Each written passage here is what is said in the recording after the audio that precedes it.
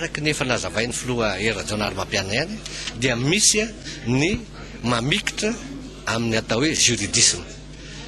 Tsy maintsy tantandalàna Madagasikara, tsy maintsy manaraka ny lalàna, fa oka tsy fanarahana lalàna anjambany fotsiny, tsy mijery ny tombontsoam-pirenena no ampiarina.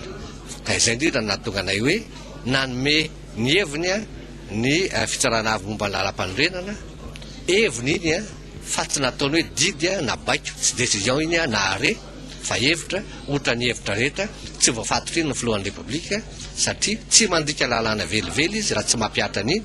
fa ny tombontsoam-pirenena jerena ary mazava tsara nge ao anatin'ny iny article faefatra amby dimampolo mampifanditra ny sasany iny fa hoe ny